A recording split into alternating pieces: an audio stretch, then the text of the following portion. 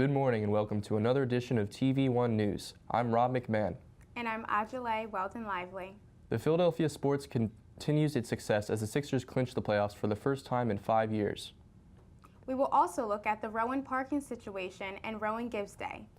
But our top story this morning is the March for Our Lives protest that happened this past weekend. Protesters' voices were heard throughout the nation on Saturday, March 24th, as hordes of people across the country marched for stricter gun regulations.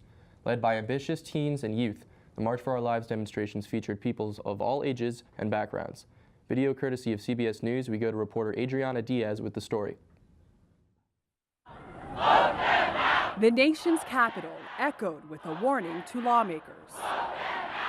Activists of all ages turned out. The purpose of the next generation to make our lives safe. Including teens who feel targeted. We decided to come because we're just sick and tired of waking up every day, scared to go to school. The crowd displayed their own messages of support, with people rolling out activist artwork and thousands of signs.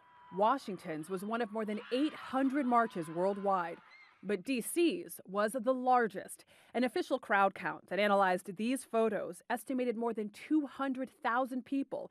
They erupted for 11-year-old Naomi Wadlow. I am here today to acknowledge and represent the African American girls whose stories don't make the front page of every national newspaper. Most speeches came from the Stoneman Douglas students who started the movement. In a little over 6 minutes, 17 of our friends were taken from us, including Emma Gonzalez, who stood in silence for an emotional 6 minutes. My son, he got denied to speak at the march. On Facebook, Andrew Pollock, the father of Parkland victim Meadow Pollock, said his son Hunter was excluded. I guess he's got a different agenda than their agenda. The Pollock family wants school safety legislation before gun control. But as they left, these Parkland students reiterated their primary goal. We need to vote out the politicians who are refusing to pass common sense gun legislation.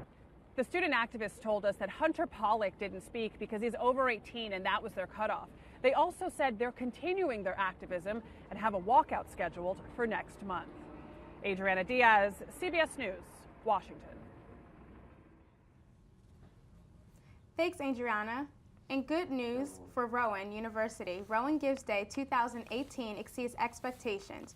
This is a charitable day where Rowan students get involved and raise money for a various amount of Rowan programs. When it ended at 11:59 p.m., 2,332 donors far exceeded the goal of 1,250 and raised $112,000. This was the 4th annual Rowan Gives Day. From alumni to students, sport teams, and Greek life, the support from the Rowan community itself on this charitable day was outstanding. There were different challenges to help students and guide them in raising money, like the Venmo challenge or the various amount of scholarship challenges. All information on how to help and get further updates on the next Rowan Gives Day, you can visit rowan.edu. Spring is here, but we are getting closer to that spring weather. We go to Matt Lonetto with this news with the week's weather forecast. Good afternoon, students and faculty. My name is Matt Lonetto, and I'm here to give you today's daily weather report. We are in luck. Today we are finally getting closer to that spring weather that we've been asking for. Today's high will be 47 degrees with plenty of sunshine. There is a 1% chance of precipitation. So those of you who are sick of the snow can take a deep sigh of relief. I know I did when I found out. You should expect to have a little bit of wind, and at the worst they could reach up to gusts of 14 miles per hour. And tonight, we should expect the sunset to take place at 7:18 p.m. Tonight's low temperature should fall to 28 degrees. There is no chance of precipitation whatsoever. I know we said we were getting closer to that spring weather. We all want, you just have to bear with me. Later on in the week, we should expect to see a substantial increase to 60 degrees. So don't lose faith, Rowan. I'm Matt Lonetto, and this has been the Rowan Daily Weather Report. Thank you, Matt. Great to see that spring is just about here. In other news, Philadelphia sports glory continues. The Philadelphia 76ers are making a playoff push better than they have in 15 years. The team currently sits at 4th in the Eastern Conference, a rank they last reached in the 2002-2003 season. Led by young superstars Joel Embiid and Ben Simmons, ages 24 and 21, the Sixers' recent success appears to be here to stay.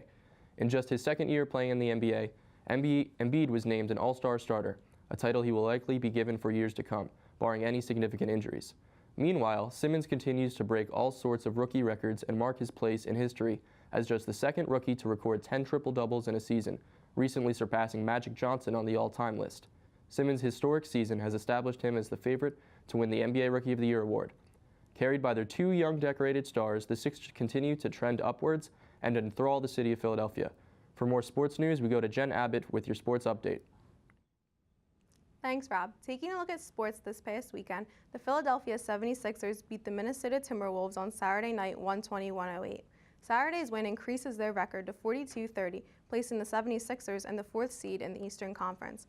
If playoffs started tonight, the Sixers would have home court advantage and play against Indiana. This game marked a milestone for Ben Simmons as he got the 10th triple-double of the season. The Sixers face the Denver Nuggets at home at 7 p.m. tonight. In college basketball this past weekend determined the fate for 4 skilled teams to face off in the Final Four next week. On Saturday night, Loyola beat Kansas State 78-63, while Michigan beat Florida State 58-54. On Sunday, Villanova achieved Final Four status as they beat Texas Tech 71-59. While Duke and Kansas battled in overtime, ultimately Kansas overcoming Duke 85-81. The next round of playoffs is Saturday, where Loyola versus Michigan and Villanova will take on Kansas. The winner of each game will face off in the NCAA Finals. Spring training is wrapping up as the Phillies faced off against the Baltimore Orioles Saturday. It was a close game as the Phillies kept their 1-0 lead until the 5th inning. The Orioles scored 2 runs, taking back that lead. The game turned into a nail-biter as the Phils scored 2 more runs in the 7th, leading 3-2. But the Orioles scored 3 runs in the 8th inning, and the Phils fell short 6-5 score final. On a better note, Phillies signed a 6-year, $24 million contract early this morning with prospect Scott Kingery, who will be with the Phils through the 2023 season. The Phillies' next game is this afternoon against the Pittsburgh Pirates down in Florida. Now back to you guys in the studio. Thank you, Jen. Rowan University students outraged with parking conditions. Commuter students pay $140 a year, resident students $215, and students who live in townhouses pay $340 a year for their own parking garage. With these high prices, the outrage comes with not even being guaranteed a spot.